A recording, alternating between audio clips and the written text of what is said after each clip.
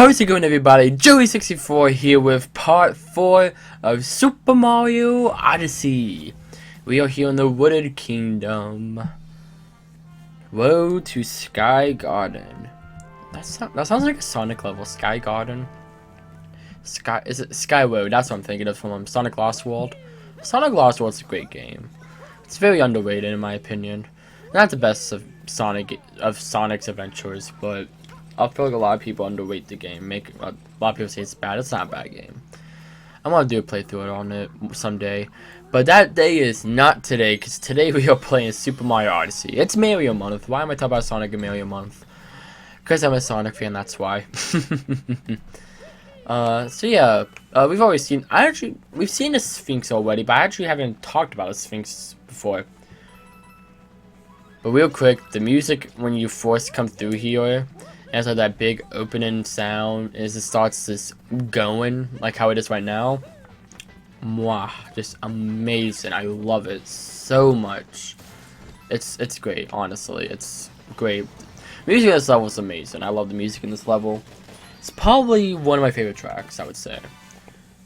It's the Gusty Garden, you know. The Gusty Garden of this game. Also, this is one of my favorite transformations, the little switchy boys.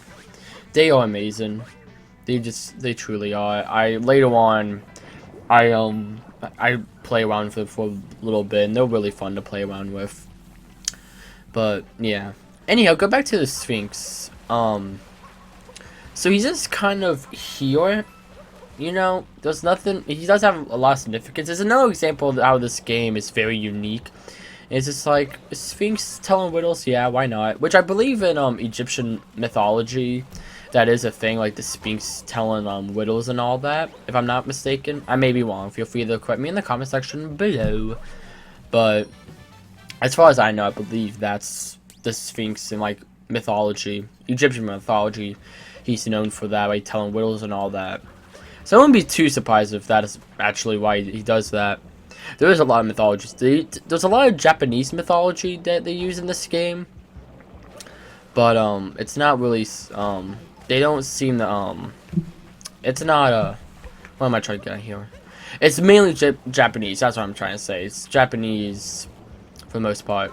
Also, right there when I was trying to get through the fuzzies, that is a good reason why you should never try to speed run through stuff, especially damage boost. So you saw I almost made it like 2 or 3 times. I just kept falling. So yes, always be careful with what you're doing with these type of sections. I guess that is the advantage of playing in 3D. In 3D you could have gone like around the enemies and all that, but in 2D it's more simplified controls.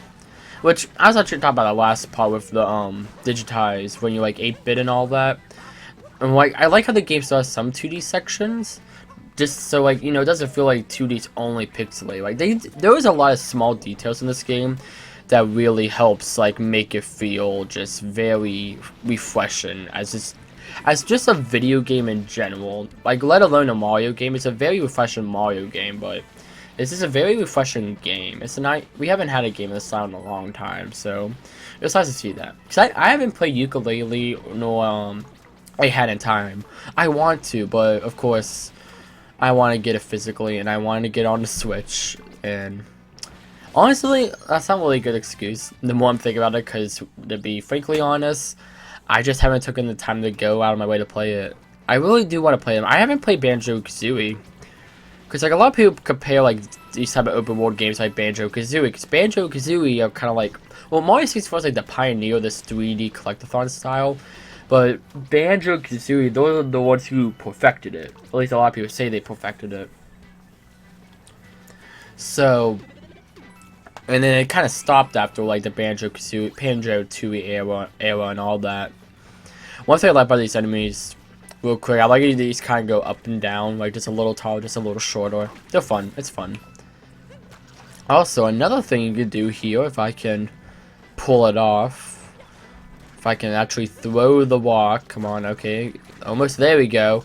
If you get a rock in a piranha plant's mouth, you can capture it. A lot of people don't know this is actually a capture you can do. There's not much to do, but you can just kind of spit out the goo. You can't kill all the piranha plants. If I would have shook on the controller, I would have been able to do that. And I don't know how I died there. I shouldn't have died, but nah. Probably just I went hit the slime too quickly. The piranha plant and all that. But yeah, you can't capture the big ones, but you can't capture the tiny ones. Because normally I see there, like, when you throw your cap at it, the part is swallowed. But if you use a rock, you can't capture it, which is why this typically works on piranha plants. Well, going back to what I was talking about with Banjo Kazooie, a lot of people say that's like what perfected the genre.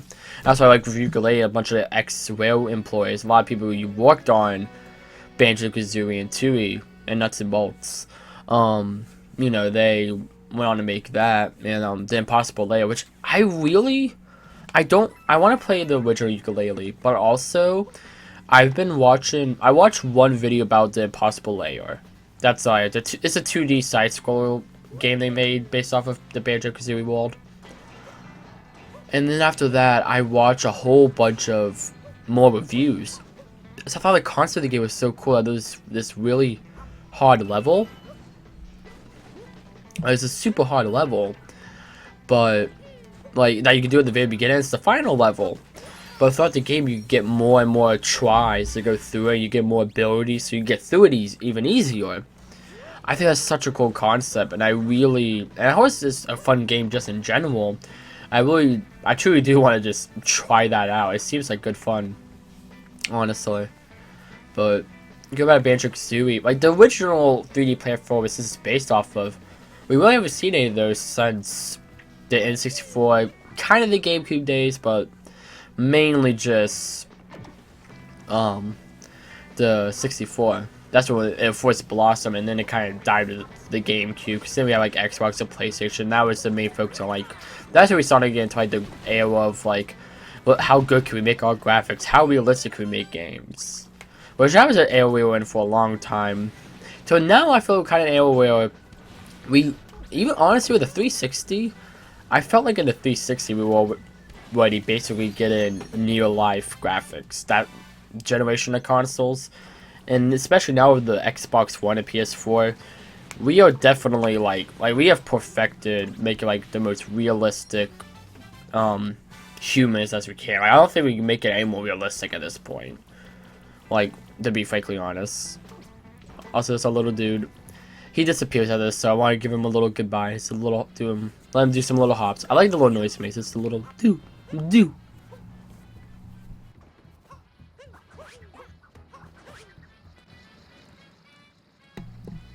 Alrighty, here's the Buddhas. This time we got the big blue one. And they got the Sakura bouquet. Oh, wow. Flower bouquet. I know how to say bouquet. I don't know why I said that weird, but he's the easiest one. You can hit. You're supposed to wait for him to spit out his slime and all that, but you can literally just hit him, and bam, he's done. He's fairly easy. And you can also hit him back here. I just find this one to be the easiest one. Of course, with him actually having trouble trying to hit him. I actually kind of make a star here. It's kind of hard to tell, but I make a bit of a star. So that's a nice little detail. So, yeah. He's pretty simple though. I never let him show off, but right there we breathed in, he would spray a giant slime circle around him. Basically, it was all dead. You see where it's all dead there? He would have covered that entire area with slime, so then you gotta either clean up the slime or jump over said slime and just make your way over onto him. But now he is dead.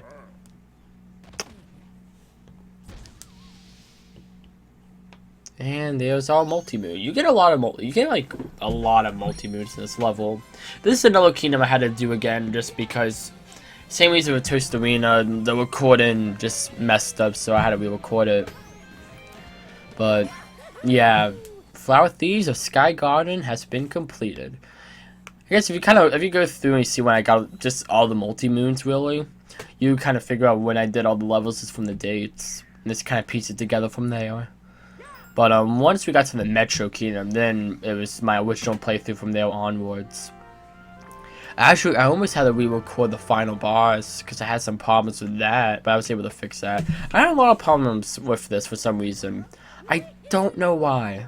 I really don't. Well, no, I think I know why. I haven't actually tested it, But I believe I know why, and I want to be more conscious of it in the future. Because I was uploading videos to the YouTube server while processing footage once. I remember one time doing that, and I think it was when I was doing I recorded like half of the game in one session. I did like a big bunch of it all together. Why, I don't know. I just like, yeah, I'll do it. Why not? Although I still got hit there, even though I didn't get the hit in animation. But anyhow, I remember that it was this big chunk of the game. I think that's why my footage got screwed up because of that. Because I was having my computer do too much.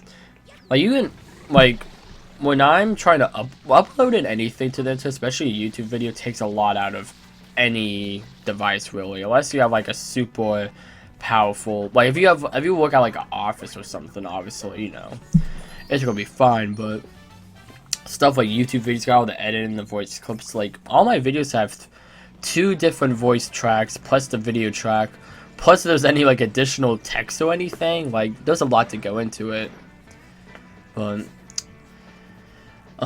you know, that's just kind of how it goes in the YouTube landscape. There was also, here we got the robots. This is a funny little gag, where they have to recharge, and the one dude just take up all the space, and the one is dead on the ground, which is a little depressing. The reason why I kept turning off and on the launch there, I was like, I kind of want to do this section, but I don't want to. I decided I would since I was there, and I felt like it would be weird if I didn't do it. This section took 10 minutes. Over 10 minutes. I sped it up because of that. This kingdom literally took me nearly 40 minutes because of this, basically. And some other things I edited around, but I like the mechanic, and it was really a cool mechanic. Which you could kind of tell. It's hard to tell because it's sped up, but the camera.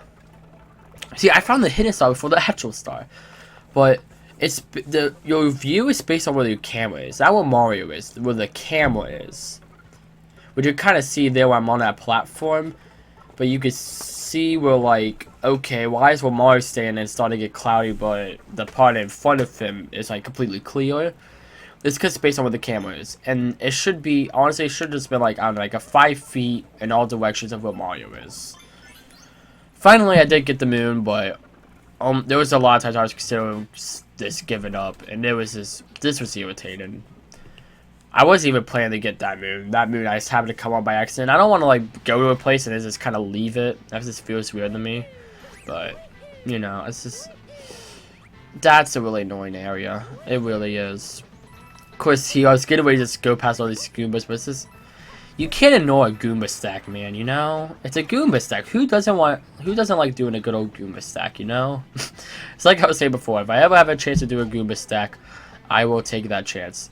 I also take the chance to get hit many of times. Even though you don't have to make, like, the biggest Goomba stacks in, I think, any of these sections, maybe, like, one, you know, like, the last one, you know, on, like, the Moon Kingdom or something. But here, like, I don't know, it's like making as big of a stack as I can. And we got a little female Goomba.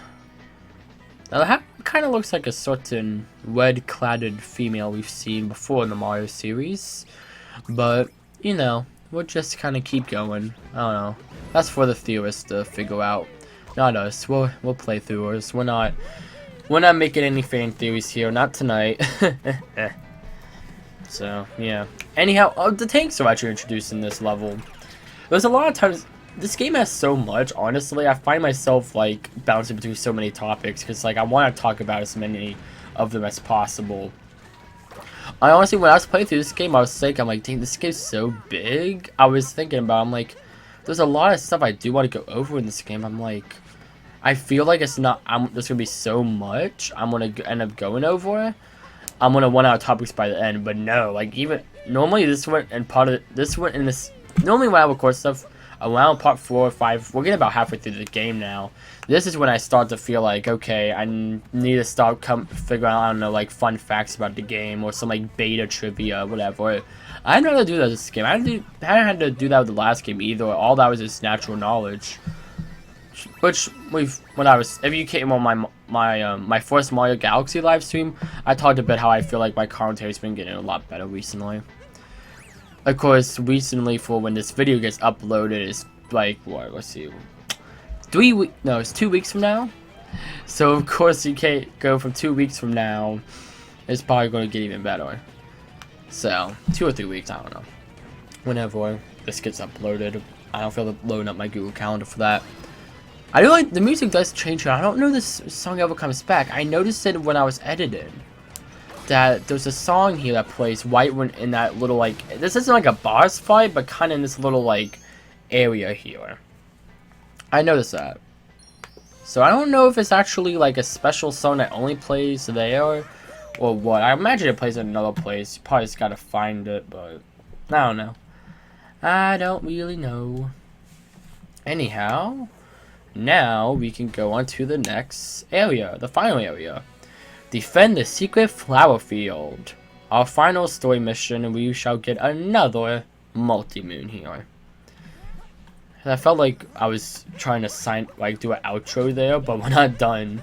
I see, the way this kingdom is, I couldn't find a good stop point. So like, if I did it halfway, it would have made both parts like 10 minutes long. Which, you know, for the for this part, the second half of this level would have been fine, because then I could have started the next kingdom. Because the next kingdom is actually a pretty short one, and I could have kind of put that into the end here. But the fourth area isn't like, I don't feel like it's big enough. And that's what I was saying earlier with Mario Odyssey. There was just some parts where I just kind of gotta play around with it. It's where I'm still learning how to kind of structure my videos. Where I probably could have made more kind of artificial stopping points. I kind of with Toast Arena I did that because I knew how big Toast Arena was.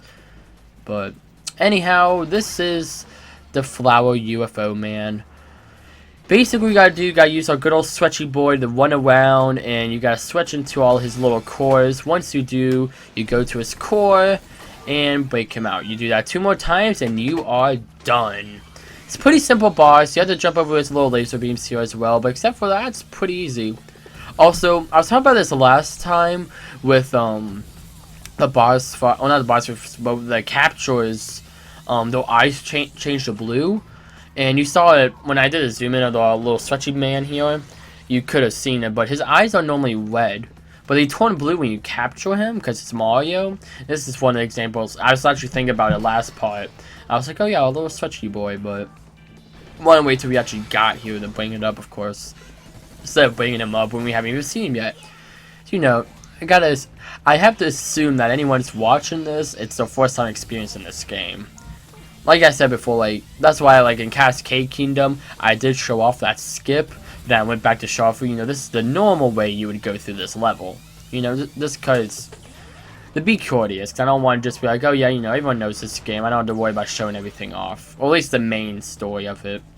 I don't think that's right. If anyone's trying to use this as a walkthrough, my playthroughs are never made to be walkthroughs. Also, right here, you can use that to actually jump on top of him if you stretch off the top of the bricks. Some reason I had problems trying to get on that core there, so I went to the next core for little hops. Oh no, I went back.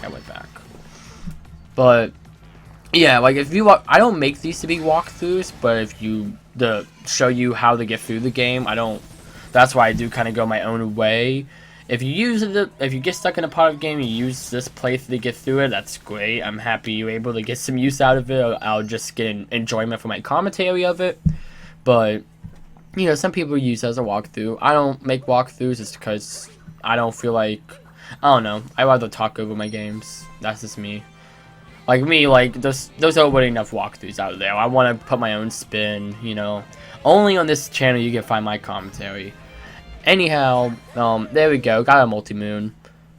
Also, you're gonna excuse my little Switch notification on the top left, because, yeah, I have friends. And it shows it for all your accounts. So I'm playing this under my YouTube account, but I don't have any friends on my YouTube account. Anyhow, that's it for today's episode, everybody. Thank y'all so very much for watching. I hope y'all enjoyed as much as I did recording this. Oh yeah, we gotta get up our star counter. Let's do that real quick. That's a lot of moons. I think one was at 64. want to say this is when I got 64 moons, actually. Nope, 59. Next part. Next part we'll get 64. Alright, Odyssey's powered up, but we're going to get ready to head on over to the next kingdom. Thank you all so very much for watching. Have a wonderful rest of your week. Bye.